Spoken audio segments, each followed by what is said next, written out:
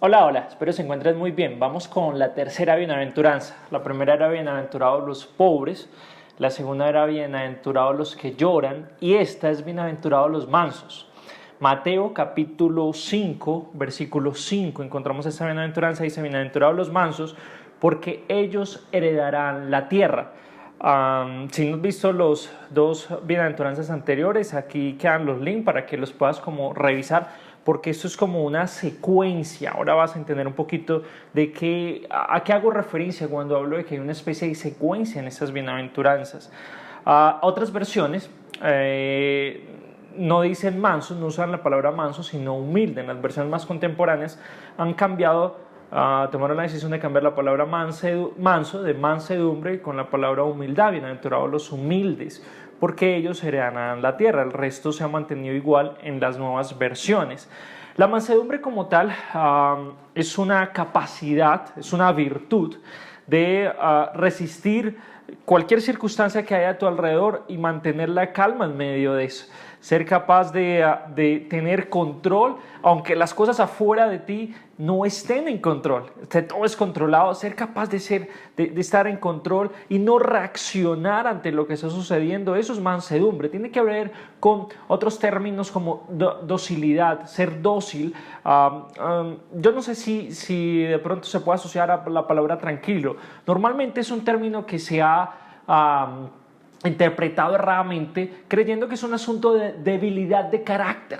Resulta que termina siendo lo opuesto, porque mansedumbre habla de carácter, de firmeza en el carácter para controlarte a ti mismo y no reaccionar frente a lo que hay afuera, ¿sí? Esa humildad también de corazón, porque sí creo que ese cambio tiene algún sentido, el cambio de mansedumbre hacia humildad, pero no estoy totalmente convencido de que sean la misma palabra. Mansedumbre habla un poquito más de ese dominio de carácter, humildad no necesariamente de eso, pero podríamos como combinar y hablar indistintamente tanto de mansedumbre como de humildad. Normalmente una persona mansa, una persona humilde, es una persona que está convencida de algo y es que no tiene todo bajo control.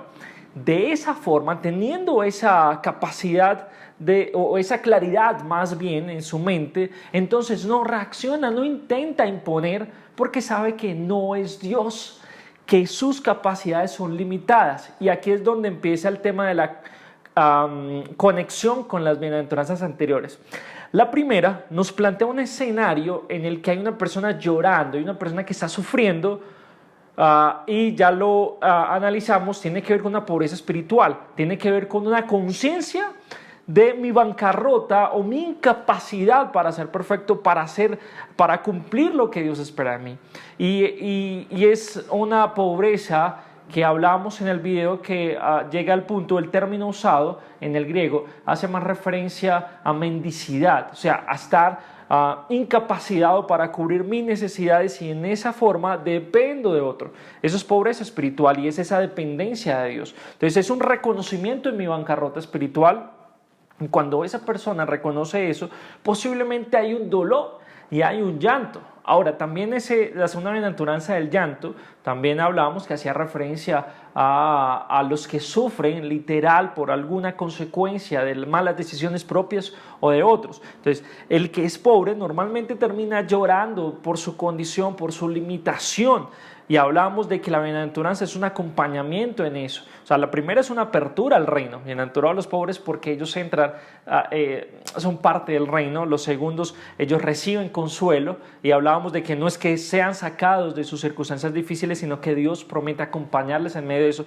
Y esta tercera, ya uno no los ve tanto llorando, sufriendo, sino una consecuencia ya no de sufrimiento, pero sí de un estilo de vida en coherencia con esa pobreza espiritual. No sé si estoy siendo claro. Difícilmente una persona va a ser mansa o va a ser humilde si no es consciente de su pobreza espiritual.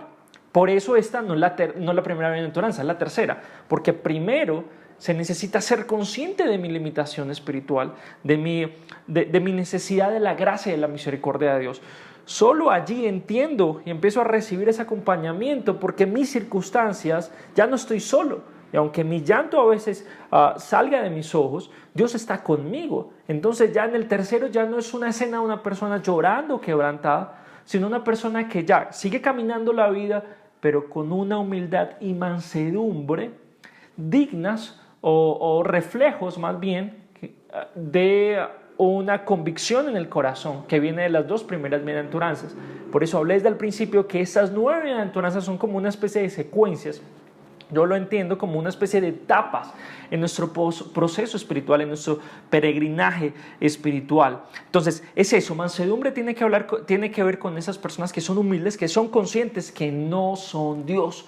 Recuerda que el error principal en el huerto del Edén fue que los seres humanos, recuerda que Adán y Eva, creo que ya te lo he mencionado antes, yo lo entiendo como una especie de representación simbólica de la raza humana. Es más, Ish, el término hebreo para Adán, es humanidad. Y creo que la humanidad ahí está siendo representada por 2 seres humanos que quisieron tener el control de todo. Y cuando quisieron tener el control de todo, perdieron el control de todo o de lo que ya tenían, de esa gran parte que tenían.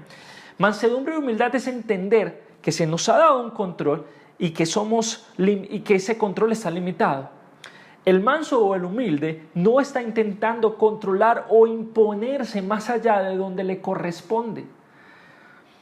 Cuando somos humildes, cuando somos mansos, entendemos que hay un ser supremo que es Dios, que nosotros solamente somos sus hijos, somos sus representantes aquí en la tierra, y que somos solo administradores de lo que se nos ha entregado y que ni siquiera somos dueños o amos, sino administradores.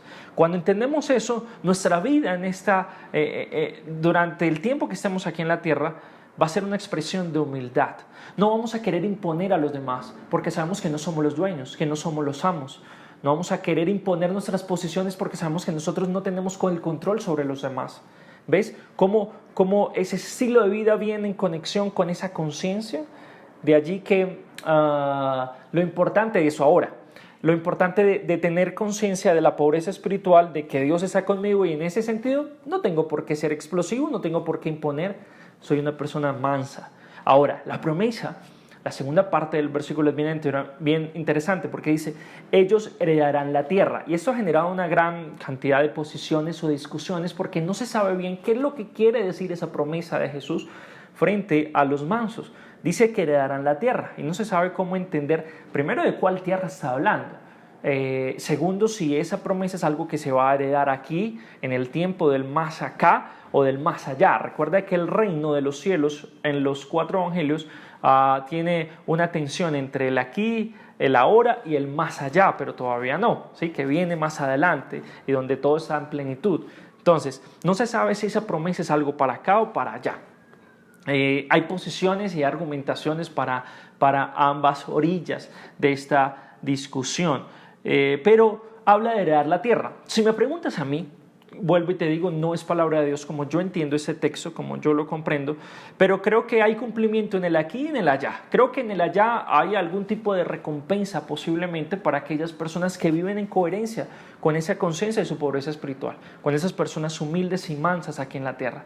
Pero también creo que las promesas de Jesús son reales aquí, en el ahora, ya, en nuestro planeta, en nuestro sistema como tal, terrenal. ¿Y cómo puedo explicar que es acá? Sencillo. Yo he podido ver a lo largo de los años que trabajo con personas, con comunidades, que he podido notar como una persona que no impone, una persona que es mansa, que es humilde, pero tiene el carácter firme, tiene la firmeza de controlarse a sí mismo, pero no está buscando controlar a los demás, sino que se ha conquistado a sí mismo, que sabe dominarse a sí mismo. Son las personas que tarde que temprano llegan a puestos o a posiciones de autoridad y terminan teniendo gobierno o control sobre más de lo que en un tiempo tenían. No sé si estoy siendo claro con esto. Lo que quiero decir es que yo creo que esto tiene su cumplimiento acá. Creo que el poder y la autoridad en este mundo terrenal muchas veces recae sobre personas que han aprendido a desarrollar mansedumbre o humildad. Sí, yo sé que hay personas en puestos de autoridad que no son ni mansas ni humildes. Posiblemente no han resistido la fuerza o la presión de eso. Pero he visto cómo muchas personas han recibido poder, autoridad, herencia en esta tierra como resultado de su firmeza en su carácter, como resultado de su humildad o de su mansedumbre. De ahí que yo me atrevería a creer que esa herencia de la tierra tiene que ver también con este reino terrenal, no con el reino celestial, no con algo que sucede solamente en el allá. Pero creo que hay alguna aplicación para allá. ¿Cuál? No sé, porque realmente el texto no permite suponer mucho. Es más, esta última explicación que te estoy dando es una suposición realmente de cómo creo que puede aplicarse, cómo yo lo he visto en esa tierra, cómo he visto que una persona mansa y humilde termina heredando la tierra, termina incluso poseyendo más de lo que antes tenía, pero es resultado de su conducta en humildad y de mansedumbre. Bueno, se me ocurre pensar que Jesús, al plantear esa cualidad como una promesa, es también una invitación a aprender a confiar en Él, a que no intentemos imponer, sino que seamos conscientes de que Dios está en control y que tarde que temprano lo mejor está por suceder. Y sucederá porque hay un Dios que está en control sobre todo. Así que no tengo por qué exasperarme, no tengo por qué olvidar que no soy Dios y querer imponerme sobre los demás o querer dominar o controlar lo que no me corresponde. Bien, no sé qué se te ocurre a ti, me encantaría que me dejaras los comentarios. ¿Qué opinión te genera este versículo, esta cualidad de las bienaventuranzas, pero también esa promesa? ¿Cómo entiendes tú para ti qué sería heredar la tierra? En mi síntesis, o también puedes escribirme tu síntesis, normalmente termino con 2, 3 síntesis. Para mí, la síntesis de estas reflexiones: pocas virtudes requieren más fuerza de carácter que la humildad o la mansedumbre. Segundo, en el reino, el que busca poder, en el reino, el que no busca el poder, tarde que temprano lo termina recibiendo. Sí, vuelvo y te repito, es que me llama la atención. En el reino, el que no busca el poder, tarde o temprano lo termina recibiendo.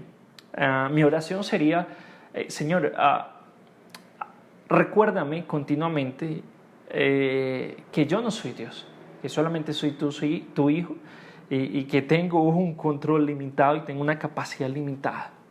Y por eso puedo confiar en que lo que está fuera de mi control está en tus manos. Ahora, ayúdame a ser un buen administrador de lo que está bajo mi control, bajo mi autoridad. Dame siempre humildad, dame mansedumbre. Y en tu tiempo y en tu forma, permíteme heredar también la tierra. Bien, ¿qué me dices tú? ¿Cuáles son tus comentarios? Si te gustan esas reflexiones, suscríbete a nuestro canal de El Camino. Cada semana estamos compartiendo reflexiones, especialmente desde el Evangelio de Mateo, donde estamos yendo porción por porción para analizarlo y compartirles algunas cosas de lo que en lo personal entiendo de este pasaje después de años de estudio. Y bueno, espero que tú también me puedas compartir. Eso es todo por este día y espero que nos veamos en el próximo. No te olvides de suscribirte y seguirnos. Estarán también en nuestra página de Facebook. Chao, chao.